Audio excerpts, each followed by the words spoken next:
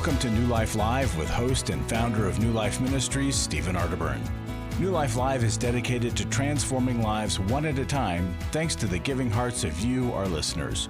Our goal is to provide you with wisdom from God's Word to give you hope and help in life's hardest places. If you have a question you'd like to ask today, our phone lines are open. Call 1-800-229-3000. That number again is 1-800-229-3000. Now here's Steve. Hi there, and welcome to New Life Live. Very glad that you're here and hope that you'll call us if you need some help. We'd love to talk to you. 1-800-229-3000. Joining me today, Milan Yerkovich of Intimacy and Marriage fame and How We Love. And hi, Milan. Hey, Steve. How are you? Doing all right, and thank you for being here. And Alice Benton, Dr. Alice Benton is with us. Two strong, amazing people in the house. And She's amazing. She is, yes, indeed. Well, I hope and pray that if you've never heard about intimacy and marriage, you'd give it a shot. And here's what, we had some of our supporters together, and we showed them a video, a documentary that's going to be in 7 segments. It's going to be broadcast, and we had one of the segments. And for the first time, they really understood, those that hadn't been, what it was. Now, we always say, well, this isn't a regular workshop. You hear somebody speak, and then you go with a Christian therapist, and you go to work in a group. But it's not a normal thing. And here's what they hear when we say that. Oh, it's just like all the other workshops. It's not. It's very, very different in content, and then the therapists are there. And we're going to do it in October. Mm-hmm. And we love doing these. We're doing them online, and the never more accessible. That's October 24th. Milan, Kay, and Steve are going to do it, and I just hope you join us. Milan, I think one of the most interesting times is when we get off with the men at lunch and just talk about manhood and men and all of that stuff. They're so open and so free by that time. They really do want to share, and they want to ask questions. Well, they do, because there aren't really, and this is going to sound extreme, but that won't be the first time I've ever sounded extreme, but there really isn't any great place for men to ask questions. Yeah. There's right. no place for them to go. Churches don't avail themselves to such services. And, it's just wonderful, because there's a lot of guys that have been sitting on a lot of stuff for many years, a lot of things they don't understand. That's right. And a lot of things about themselves and their wives, they've never had a chance to be educated in certain ways. And it's the same for us women. And when Kay takes the women to the side, and we get to ask the questions that our mothers didn't answer for us, and the things that weren't modeled for us. We all come with a lot of ignorance, but we leave with a great deal of wisdom from that weekend. Yeah. Well, you might ask, how do you know if I need it? Well, let's say that the most common thing you've heard since you've been kind of sequestered with your spouse more than ever is your spouse asking you, do you have to do that right now? I mean, that might be an indicator that there's a problem. Or all you hear is, what from the other room. That would be an indicator. We don't just help people communicate, because we feel like two people that hate each other learning to express that better isn't really helpful. So we do a lot more than talk about communication. It's actually also very much, Steve, about being less reactive toward each other, because if we're less reactive to either fight, flight, or freeze, we can listen better. And we have to overcome which ones of those things we do. So that's what we have to learn. And most people aren't made aware of those things. Yep. Now, if you think you could benefit, come. Most people think, boy, I can't wait to go, because they could really do a number on my wife or my husband. Well, realizing what you criticize in others might be a clue to your own blind spots. In recovery, we say, if you spot it, you got it. Call us, 1-800-NEW-LIFE. We'll tell you all about that. Got callers lined up at 1-800-229-3000. Come join us. Call us. We're glad you're here today on New Life Live.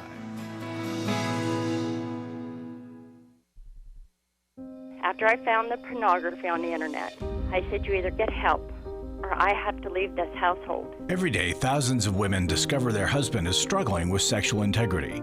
And since shelter-in-place orders have gone into effect, traffic to porn sites has skyrocketed. New Life's Every Man's Battle workshop can help. Every Man's Battle, I fought it the whole week with my wife. Within 2 hours, you could have opened a book and showed me where my life has been ever since I was a little boy. The Every Man's Battle workshop can be a trip to the sexual addiction emergency room. During this time of social distancing, the Every Man's Battle workshop will be held online Saturday, October 10th. Find sexual integrity, accountability, and connection. Register now to reserve a place at the Every Man's Battle online workshop. Call 1-800-NEW-LIFE. He said, this may have saved my life. Every Man's Battle was a life-changing experience for me and a marriage-saving experience for me. Call 1-800-NEW-LIFE. 1-800-NEWLIFE.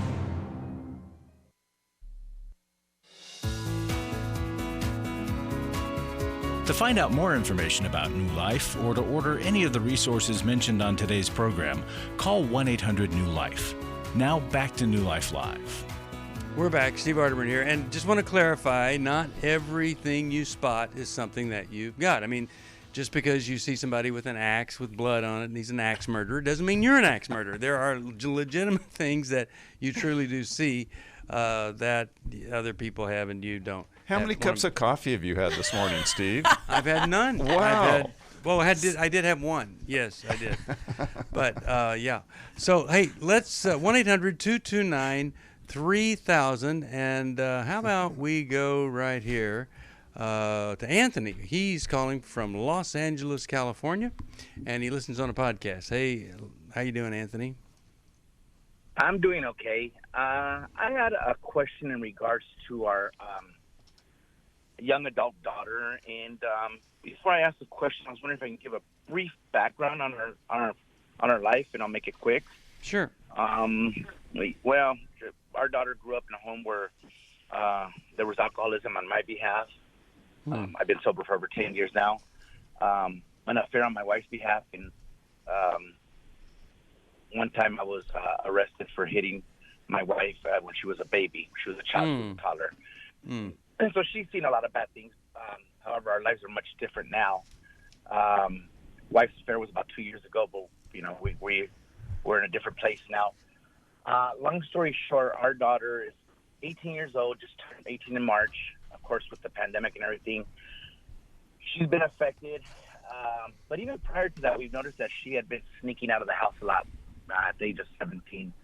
Okay. And, we gave her a curfew for house rules here at the house to be home at a certain time. She was going past it. We talked to some leaders from the church. They said, well, push it to this hour, see if that'll work. But we did that, and she was pushing those limits. And now she's been gone all week, and she barely got back last night. On Wednesday or Thursday night, Friday morning, I woke up about 3 o'clock in the morning, and one of her windows in her room were open. Okay. And she gave me about 4:30 in the morning. So okay. What's the question for us then? That's really tragic. We want to kick her. We want to give her a 30-day notice to get a job full-time or get a job part-time and go to school full-time, even if it's online, and start respecting the rules, or within 30 days she needs to go. My wife didn't want to wait 30 days. She wanted her to go in a few weeks. Yeah. And I said, well, you know what? Let me call and get some advice, and we'll take it from there. Okay, so let me ask you a quick question then, and I'll turn it over to Milan and Alice. Who's she sneaking out with? Is it a boy? Is it friends? What are they doing? What do you know about it? She has a boyfriend. We told her that we didn't want him in the bedroom, and they do these YouTube videos, and he goes in the bedroom. They keep the door open, but still we feel disrespected because we already told her not to have her boyfriend in there. And then the day she snuck out with a girl that we happen to believe the girl is gay. We don't know for sure. Okay. But me and my wife got that sense, and we don't know, if we don't know what's going on. But the point is, she's out of control. Yeah. All right. So let's start with Milan. He's raised a couple of these and knows the difficulty and the struggle. Yeah. Milan, what are your thoughts? Well, Anthony, I love your awareness and your ability to self-reflect that there were some very difficult moments or times or seasons in your home, and there was a lot of chaos. There was a lot of disorganization in that home with all the aforementioned things. And so when a child grows up in that, they too become somewhat, in that imprint, they become themselves a bit chaotic and disorganized, where they can be highly impulsive. They're easily suggestible to do things. They have a hard time delaying gratification. They have a very difficult time really controlling their reactivity and their choices. So I think that awareness is where you need to start. I don't know that a severe boundary of kicking her out is going to do anything to help that. I would want to get her into a family session with you and your wife and the daughter and talk to a very capable family therapist that could help you guys talk about and be able to own and apologize for and offer her the ability to recover from what it would have been like to be a child growing up in that home. It was hard. Now, there were good things that you did. I'm sure there were lots of things mixed in there that provided good stuff, but these difficult things are traumatic to the child, and they don't know what to do with them.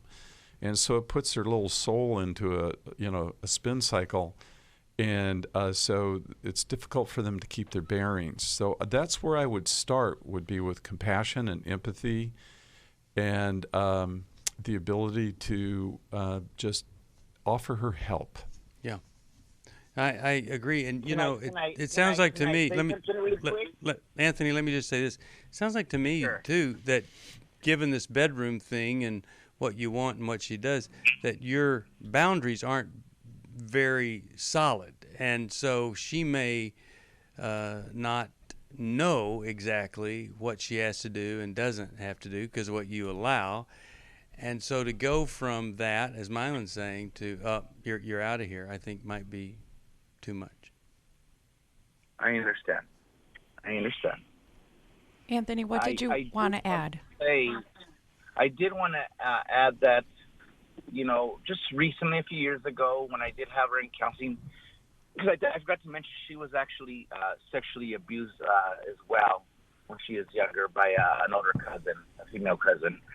I got her into Christian counseling, and she would go and she'd come out of the Christian counseling very angry, very upset, because I guess she would talk with the counselor about the past and how she grew up. So she'd come out very angry towards me, and, because the counselor would ask her things about her childhood.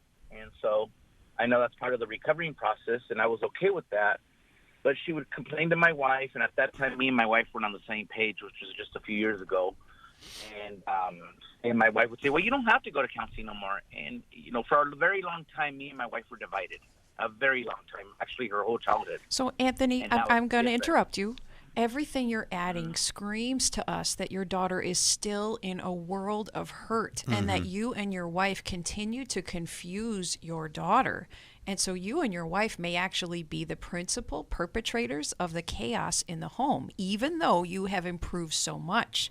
So before you have the conversation of 30 days, please consider, how are you and your wife following through on the rules you set, and then whether or not you enforce the consequences, because it has such a big impact on your daughter's behavior. Then consider, have you ever had that kind of hard conversation with her before, that if you are continuing to decide not to follow the rules, you will not be welcome here, or we, your parents, are going to take some significant action.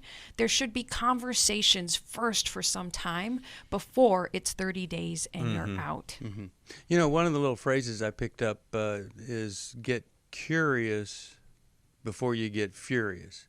And I think it really applies what you're saying there, both of you guys, that they really need to get into her and what she's going through before they, do this. Ultimately, it's the death penalty on living at home. And I would just love to see some kind of connection here made with the right kind of counseling, somebody help and get you guys back on the same page. let me send you a copy of How We Love. I think it's going to give you some insight as to what's going on here, and especially between your wife and your daughter and what she's been through and how she's reacted to that. Let's go to Caitlin, Hartville, South Carolina, and she watches on the website. How you doing? I'm doing good. How are you? Excellent. What's going on in your life today?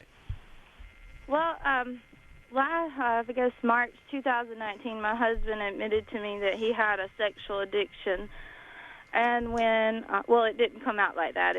He just watched pornography. But as I started learning more about his addiction, I read Every Woman's Battle and realized I had the same problem. Mm-hmm. Okay. And we're working on healing, and I just wonder, do I even have the right to be angry with him when I'm guilty of the same thing? That seems like something that we keep going in circles about.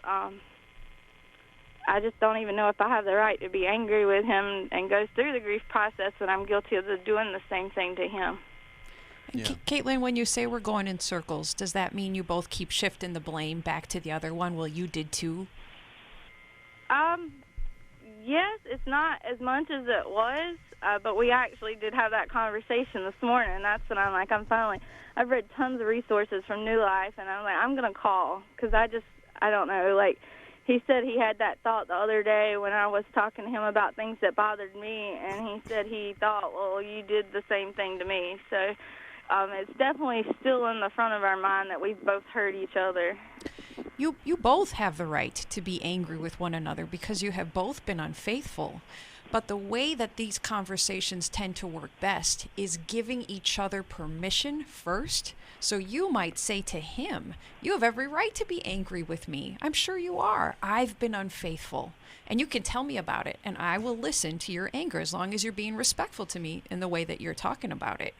And as you give him permission to be angry with you, it will very likely lower his defenses so that he can also receive your anger.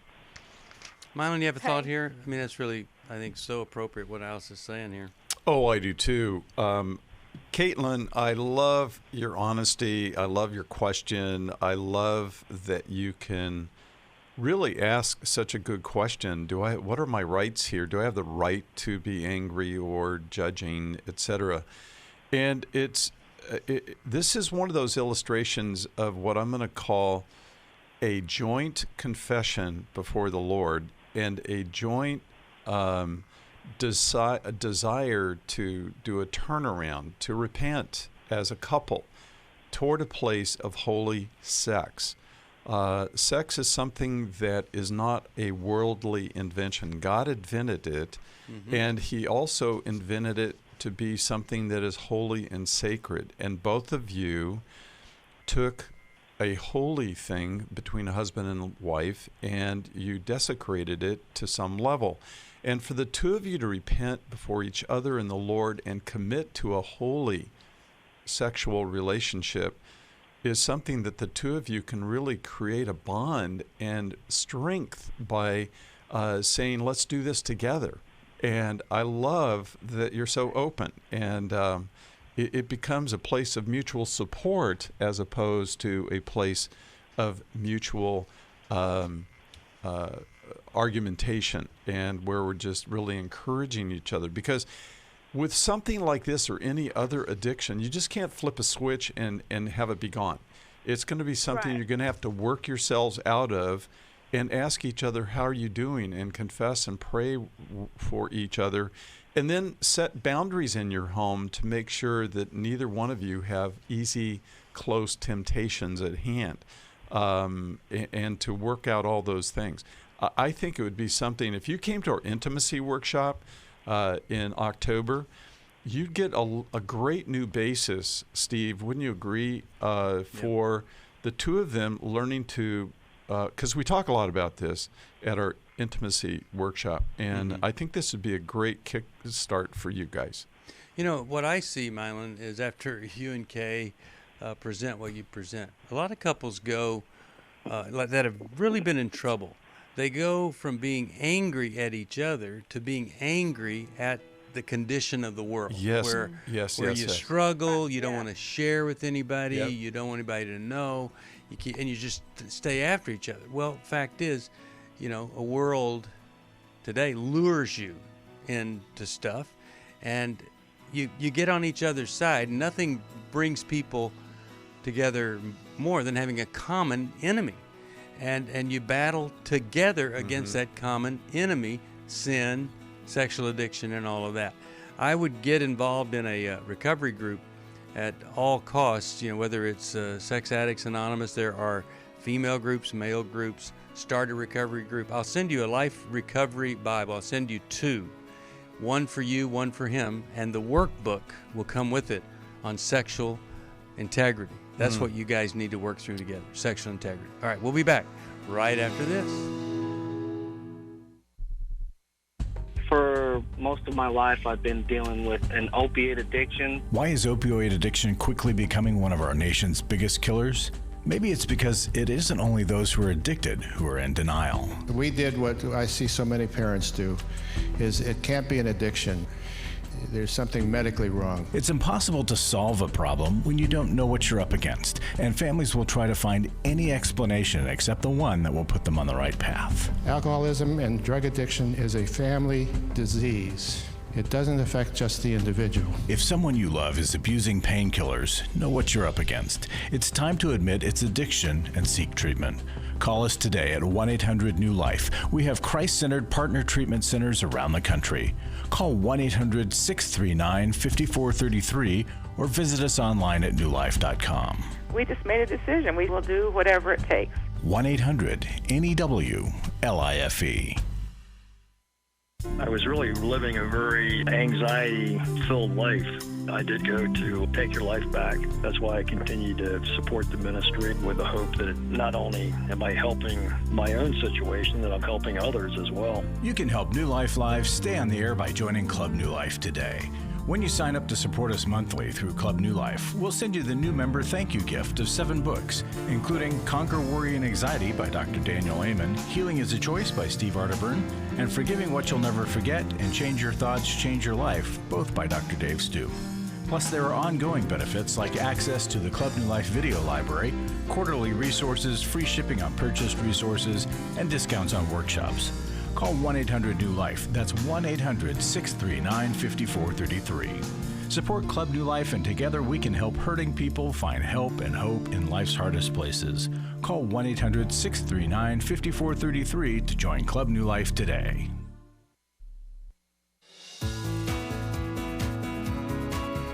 We'd love to hear from you. If you have a question or a comment, call toll-free 1-800-229-3000. Now back to New Life Live. We're back. Steve Arterburn here with Dr. Alice Benton, Milan Yerkovich. If you look behind me, if you're watching on Facebook Live, there is a little new sign up. It says Going Deeper with Stephen Arterburn. I do that at 5 o'clock Eastern Time every day. Right now, we're going through the 12 Gifts of Life Recovery. That's also the gift that we will send you for a gift of any amount. It's a great little book talking about what is it that rises to the surface after we've done the deep inner work. We're going to be going deeper in some of those gifts. So you could join me 5 o'clock for that series on Facebook Live. All right, let's go back and let's talk to William. William is calling us from Seattle. Hi, William. How you doing today? Good. Very good. Thank you. Well, thanks for joining us. Yeah. I was just going to say, the situation I'm calling about is that I discovered that I've got a son who's using heroin. He's smoking it. He's not injecting it, thank God. He kind of got caught up in it, and anyway, an attitude that was just apparently ignorance, and then an attitude that he had. It got him caught up in it, and he's now been on it for about 2 or 3 years, and I found out about it, I don't know, mid-spring or so, even though my ex-wife knew about it, and my daughter, and okay. So what's the question for us then? Well, I've been talking with him, and he's wanted to move in, and I don't think that's the right thing to do, and I think you guys will agree. I'd like to hear your comment about that. He's got a fiancée who's pregnant, and there's issues there that I'm concerned about that I've seen that, anyway, there are just issues there. He would have wanted to bring his fiancée with him. Okay. And, I'm a devout Christ follower, and he should be. I mean, he's gotten all the information, and he's received Christ many times in his life, but he's struggling right now. And so we get it, William. Let us give you some help here. We understand the situation, and I'll start with Alice. Alice, I think he's saying he's a Christ follower. A lot of people would say, well, of course you have to take your son in, especially with the baby on the way. And I'm just wondering if that's really thinking it all the way through. William, as you consider the red flags of his ongoing heroin use that will likely continue either in your home or certainly around your home, what is the big factor that has you doubting that a no, not at this point, not while you're still using? Why are you doubting that that's the better way to go? I'm not doubting that I shouldn't have him here. It seemed to me, in my emotions that that's the best thing to do, to bring him, help him to get him out of it. But from everything I've read and learned so far, it sounds like it may be enabling him more than helping him. And would you say that strongest emotion driving that, is that compassion or is it guilt on your part? I'd say more compassion. I don't feel guilty. It's not in the least. My ex-wife and I were at totally opposite ends of the spectrum when it comes to discipline, and my son played out the situation to the max as a kid growing up, and he's always been kind of a testing kind of a guy, and anyway, so that's William, I would say then that it's very good you're questioning your compassion. I think your compassion will be misplaced if you decide to let him in your home with circumstances as they are. The best way to serve your son is to support and assist him to get the treatment he needs to gain his sobriety. If he becomes sober and he's willing to stay involved in treatment, then perhaps there's room to reconsider letting him into your home. But if you let him in his active addiction, you're bringing active addiction into your home. And you're essentially funding the drug problem. If he doesn't have to spend money on housing, then you're essentially funding versus doing something about it. Milan, any thoughts here about a very tough situation? I mean, it's tough even if it was just him, but here we got the baby on the way. Thanks for your call, William. I would start in an entirely different place. I'd start with the issue of a broken family and how hard it was for your son and your daughter to grow up in that family, or the pressures they felt. Your statement that your son was playing out in his testiness as a kid. A lot of testy kids are angry kids or frustrated kids. They're trying to push because they feel anger and hurt, and so they push back as a protest, and it's not always mature. As parents, oftentimes we look at the bad behavior and we want to control the bad behavior instead of asking, what is this bad behavior, even though it's highly immature and sometimes inappropriate? What's the hurt underneath it? And there's a reason why he's addicted. There's a reason why he is allowing something to take pain away from him. There's a reason why he's irresponsible and struggling. And I would really want to resolve those issues and help them with that. I agree with Alice. You don't want to bring active addiction into your home, but I would really start in a different place, even if you sheltered him for a period of time, which would be minimal and for a certain time period. We'll be right back. I came into this thinking that my husband was the cause of many of our issues. The New Life Intimacy and Marriage Workshop will be held online Saturday, October 24th. But after learning about our attachment styles, I understood how our past hurts were playing into our present problems.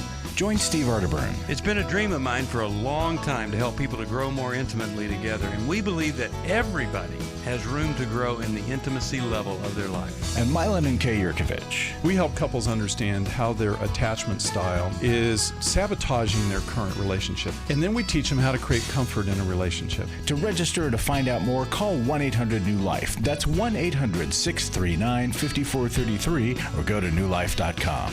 Here at this workshop, we had our first ever conversation without yelling, blaming, and accusing. 1-800-NEW-LIFE.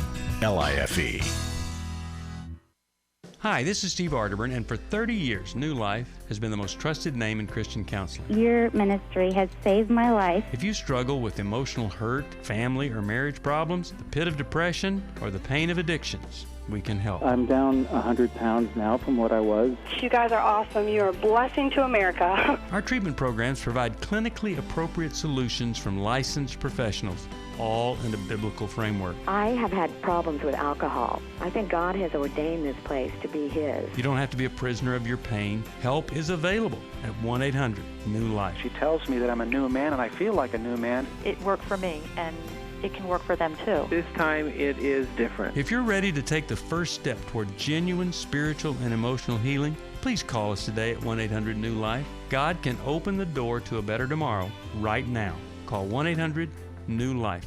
That's 1-800-639-5433.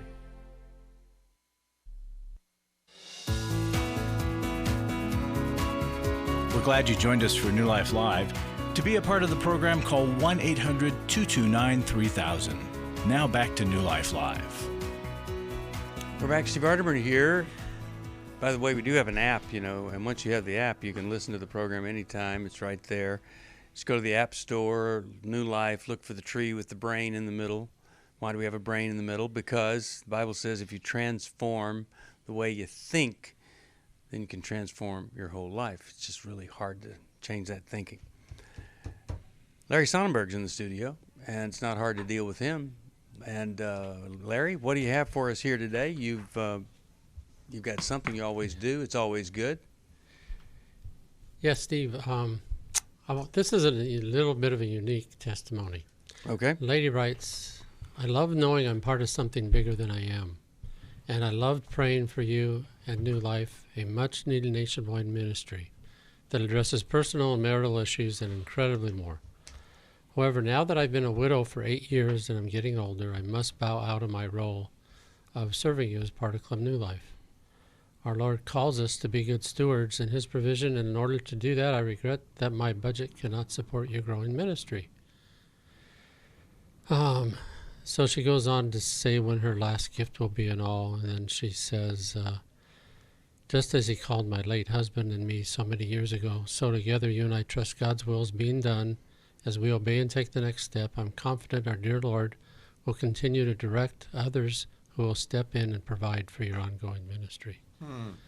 So I just wanted to encourage folks, Club New Life is a great thing to do, because not just because we have great books and thank you gifts and resources, but because it's keeping this ministry going. Like she said, it's touched her, it's moved her, it's helped her.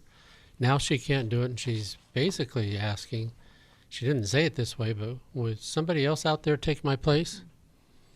So I'm just asking that of you folks. Would you be willing to join Club New Life, and take the place of this lady who was widowed for 8 years, who can't afford it anymore? Yeah. Well, we know so many people are struggling during this time, just like her, and we're just asking you to, if you can, step in for one of those folks, especially if you've never given before. And if you do want a gift of any amount, we send you the 12 Gifts of Life Recovery. But if you join Club New Life and take her place there, we send you this library of gifts that really can transform your life. There's some really, really good stuff in there. Anything else you want to add, Larry? I just want to thank people for their ongoing support. Club New Life is so important. We need to keep it going and growing because during this COVID crisis, other giving has dropped, and we just need to try to offset that. So thank you, everybody. Yeah. Thank you so much. All right, thanks, Larry. 1-800-NEW-LIFE, 1-800-NEWLIFE. That's the number to call. We want to help you. We would love to help you. Let's go to Helen. She's calling from Alexandria. Hi, Helen. How are you today? What's going on in your neck of the woods? Good afternoon. It's great over here. Thank you. You're welcome. What's going on? So I have a two-part question. I had been dating someone for the past 6 or 7 months, and I had been out the game for a long time. I hadn't dated anybody in about 5 or 6 years, and we got really close really fast. Long story short, we got into an argument one day, and I would just say this: we had literally so much in common. I mean, our ministries, just I made a list of things. It was probably 20 things in our lives just kind of aligned. So in my mind, I'm thinking this is the one. But anyway, we got into an argument one day, and I called him a narcissist, and it was the worst thing in the world for him. And he actually broke up with me because of that. And I guess I'm just in a place now. I have never been so confused. I mean, I've had relationships in the past that didn't work out, but for some reason, I have not been able to let this go. It's been maybe a month or so now, but it's just been really hard for me trying to understand how someone could say that they love you and this is the best thing ever, and you're the woman I prayed for, and then just let everything go because I called you a narcissist, and just, I don't know, I guess I'm struggling even with how God allowed our paths to cross and have this much in common, and it just seems like everything was aligning for it not to be it. Yeah. I'm literally not going to say the confusion. Yeah, it sounds like to me he's a narcissist, just exactly what you're saying there. And that's what happens when you confront a narcissist with the truth. That's why narcissists don't have any truth tellers around them, because everybody knows once you tell them the truth, it's probably going to be over. So, we can answer some theological stuff here too, because God will let stuff happen, will allow stuff absolutely to happen, and He's not going to tell us, oh, wait, don't make that bad decision there with that person, because we see things a little bit differently than He does. In fact, I was just reading today how He allowed, certain rulers to persecute Christians. He literally let Pilate sentence Jesus to death as part of all of us being saved. So really crummy stuff can happen. Alice, you want to get us started here? Helen, did you ask him for an explanation after he broke up with you? Was he willing to tell you anything? He basically said that he couldn't get over my words to him. He said me calling him that. He said it just outweighed everything good that I've ever said about him because, I helped him out a lot with his ministry. Like, I called myself being a helper to him. And it was all of that was just erased with me calling him a narcissist. And he said everything good that I said about him, it was erased after that. He said he only heard narcissist above everything else. Every good thing that I've said to him, he said he heard that above everything else. And Helen, were there any other major problems in the relationship that you were aware of?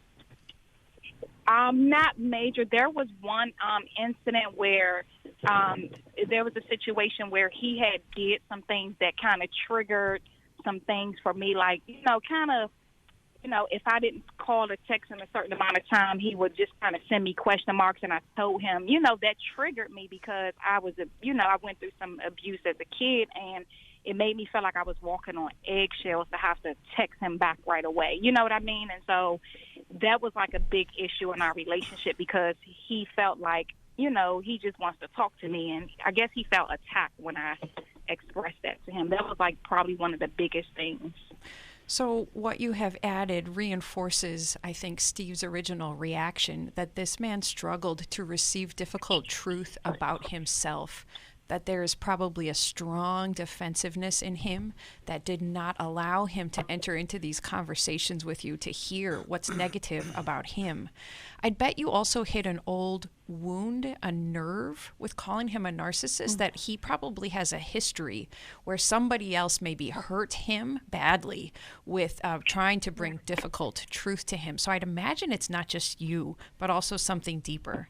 But then I'll challenge you, Helen, that you may have some blindnesses as well that you're not aware of, that there may have been other problems in your behavior. Maybe you bring truth in an accusing, angry way that made it hard for him to hear you. And so I think it would also be wise to ask some other safe people in your life, how do I do in bringing truth to you, to get a gauge on your own character, to help safeguard against this in future relationships. Milan, you have a comment here? Helen, yes, I'm sure you had a lot in common, and that's a wonderful thing. Both of you have ministries, both of you obviously have a heart for the Lord in a lot of respects, and there's a lot in common, and you were even a part of and participating in his ministry. But what you just helped us all understand is that what he did was what I call a good-bad split. That means that he heard one bad thing, and then all he could register in his mind after that was the all bad comment, and all the good was erased. There was no capacity, evidently, even if, and I'm not saying that what you said was right or accurate, or if it was the proper thing to say. It sounds a bit harsh and desperate. You must have been desperate in that conversation. But I'll also say that he couldn't any longer incorporate any good stuff. You see, everybody has some good stuff and some not good stuff in there. The Apostle Paul talks about that in Romans 7. So that all the good things were completely erased, and all he could hear was the bad. That is a concern to me, that he can't incorporate in what we call integrating good and bad. Every single day there's good and bad in every person, place, and thing. And that is a concern. And perhaps if you felt like you were walking on eggshells, this is the Lord helping you understand or see that you have or were affiliated with someone who's really nice. I really liked him, but I'm not sure how healthy he was. There's a lot of people in ministry that aren't very healthy, and they don't necessarily make good lifelong mates. Yeah, I'm grateful that somehow God allowed you to see something before you were married to it. We'll be back. After I found the pornography on the internet, I said you either get help or I have to leave this household. Every day, thousands of women discover their husband is struggling with sexual integrity. And since shelter-in-place orders have gone into effect, traffic to porn sites has skyrocketed. New Life's Every Man's Battle workshop can help. I believed that I could do it on my own. I just believed if I tried hard enough and pulled myself up hard enough by my bootstraps, I could do it. It was a battle that I'd had all my life. I had to get help. The Every Man's Battle workshop can be a trip to the sexual addiction emergency room. During this time of social distancing, the Every Man's Battle workshop will be held online Saturday, October 10th. Find sexual integrity, accountability, and connection. Register now to reserve a place at the Every Man's Battle online workshop. Call 1-800-NEW-LIFE. The single most helpful thing was to realize that I wasn't the weirdest guy on the planet. Call 1-800-NEW-LIFE. 1-800-NEWLIFE. I was really living a very anxiety-filled life. I turned on New Life, and the topic that day was about anxiety. And just by listening, I got relief. You can help New Life Live stay on the air by joining Club New Life today. When you sign up to support us monthly through Club New Life, we'll send you the new member thank you gift of 7 books, including Growth Has No Boundaries by Drs. John Townsend and Henry Cloud, Take Your Life Back by Steve Arterburn and Dr. Dave Stoop, and the Emotional Freedom Workbook. Plus, there are ongoing benefits like access to the Club New Life video library, the monthly Club New Life CD or download, quarterly resources, free shipping on purchased resources, and discounts on workshops. Call 1-800-NEW-LIFE. That's 1-800-639-5433. Support Club New Life, and together we can help hurting people find help and hope in life's hardest places. Call 1-800-639-5433 to join Club New Life today.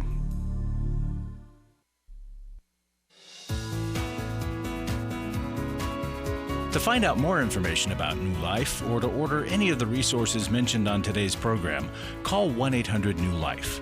Now back to New Life Live. We're back, and we're really, really glad you're with us here today. And Helen, I'm going to send you a copy of "Is This the One?" And I would be thanking God, that He allowed some things to come forward before marriage, because we do get a lot of these kind of calls where he just flipped on me or she flipped on him, and fortunately you're not in that kind of situation. So we're glad about that. Steve, I never consider a person safe in my personal life as a friend unless I see what they do with the word no. Until I oppose them or say no or decline, and then see what they do with that.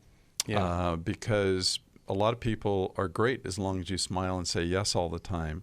But when you oppose them, then the true character of an individual comes up. Now, I'm not suggesting by calling someone a narcissist that was a good lead, a way to lead a conversation or end one. But certainly her concerns are such that I think you're absolutely right, Steve. I think God did give her a gift to show his true colors there, what he was really like on the inside. And it is about behind closed doors, what are people like? Not what they are in public, but it's what happens behind closed doors. Mm-hmm. Well, you need those friends around you no matter what. You need those friends, girlfriends, to say, I don't like the way this feels, looks, whatever. I think that's really, really important. Let's go over here and let's take our final caller. By the way, we're going to do another program right after this. If you hang on, we'll get to you.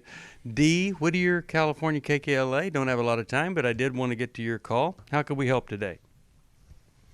Hi. I have a friend who's experiencing a level of dementia or memory loss, and she's not able to commit to a living situation. She drives to Massachusetts, where she grew up. When she's there, she feels like she's so far from her daughter in Arizona. She drives to her daughter in Arizona. Her daughter did research on a retirement home, says, come on, we'll go look at it. The next thing, my friend says, she's just trying to institutionalize me and take away my car. She gets in the car and she drives back to Massachusetts, and it just keeps repeating this cycle. And she stops at my place in California, but I have a roommate now, so she can't stay with me very long. She's on her way back here, and I don't know how to help her. Or maybe I can't help her. Anyway. Yeah, that's rough. Yeah. Well, there's only so much you can do, but what if you just leveled with her and said, here's what I really think might be best right now. I don't think that anybody's trying to hurt you, or harm you, pressure you. I think people are just trying to help you find the best alternative. You know what? I think she won't remember me saying it, or because she and her daughter have unresolved issues, they misinterpret one another's intentions, that it won't have any effect. I mean, I can do that. But anyway, it's kind of a mess. Yeah. Well, let's see if Milan or Alice have a thought about what might help you here. If she and her daughter, Dee, have been misinterpreting each other's intentions, this is not a new thing. This is something they've been doing for decades at this point. And sadly, our realities and our truths of how we've been living a life, perhaps in an unhealthy way or an immature way or a way that isn't productive at all, as we get weaker, those traits become more apparent. And so really the person is less capable of reasoning. They're less capable, and their their weaknesses become more glaring. And so sometimes there isn't anything you can do but allow and observe, unfortunately, if she won't listen to anybody, for whatever reason, natural consequences have to take over. Either she's pulled over and a policeman takes her license away, or she gets lost and all of a sudden she doesn't know where she is and she needs help and somebody has to intervene. We can't preclude the eventualities in her life for choices that have been true for decades. They just get worse. Yeah, you can do your best, but as to whether she'll hear or not, Alice, what would you say? Dia, I think you get pulled into other people's distress, and I think you take on I too do. much of it. Yes, because you have such a good heart for your friends that you love, but you get tangled up in their distress. So what I'd like you to do is ask her what she wants from you, and then you decide whether or not you can give her what she's asking of you. And even as you do try to help her, I think you also need to release the control of the outcome. Because maybe she says, I want your advice. You give it to her, she forgets, she doesn't do anything with it. But you were still a good friend in giving her help. Yes, and then surrender the control of the outcome to God. All right, I'm really glad that you called. And let me send you a copy of Take Your Life Back. I think it really helps folks with that whole issue of this is all I can do. And I want to respond to you in love rather than react to your desperation. And I think it's really going to help you with that. I'm glad that you called us. Take Your Life Back is a great book, especially if you have a hard time staying on your side of the street. In other words, if you're always complaining, criticizing, looking at other folks and what's wrong with them, then maybe this would be a great book for you. Also, we know of no book that has provided more insight to folks than How We Love. There's a book and there's a workbook that goes with it. Milan and Kay put it together. They used it on me before it even became a book. And so it's pretty special. And you can get that at 1-800-NEW-LIFE. Also, want to be sure that you know we've got the Life Recovery Conference, 12 Steps to Happier. That's our Life Recovery Conference, October the 3rd. Every Man's Battle, that's online. Both of these are online. Every Man's Battle is the 10th of October. Then Milan, Kay, and myself are going to be doing Intimacy in Marriage, our online workshop. I'd love to have you join us for that. And then we would hate for you to miss Restore, November the 14th. Then our ultimate weekend, Brains, Boundaries, Battles in the Bible with Dr. Daniel Amen, Dr. John Townsend, Dr. Henry Cloud, Sheila Walsh, and myself. It's going to be a great time. You'll be with therapists. You'll hear the best information from some of the best people ever. And then don't forget, we've got a little Rhine River Cruise, September the 16th through the 23rd, 1 year from right now. And we'd love for you to join that. It's kind of a trip of a lifetime for a lot of us folks. And then every Thursday, 11 o'clock Eastern Time, I'm right there on the NRB network with my new television show, Life Recovery Today. And I hope you'll join me for that. And if you do, drop me a line, tell me that you saw it.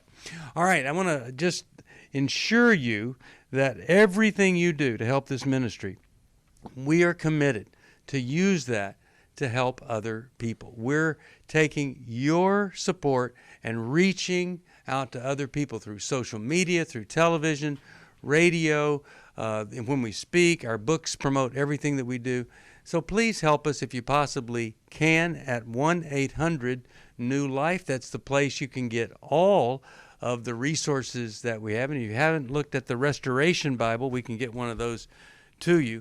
It really does make a huge, huge difference. Here's what I know. I know that on the 24th, when Milan, Kay, and I are doing Intimacy and Marriage Intensive, some miserable people are going to show up, and some people that just almost have a good marriage, and they're going to leave in a much, much better place. We'd love for you to join us for that. All right, we'll see you next time. 1-800-229-3000. Thanks for listening. We hope this program has helped you by giving you insights for handling the challenges you face in your life. We want you to know that we're here for you, but you also need to know that New Life Live is a listener-supported ministry. To make your donation or to get any of the resources mentioned on today's program, call 1-800-NEW-LIFE. That's 1-800-639-5433, or write to us at New Life Ministries, P.O. Box 1029, Lake Forest, California, 92609. Please join us again tomorrow for New Life Live.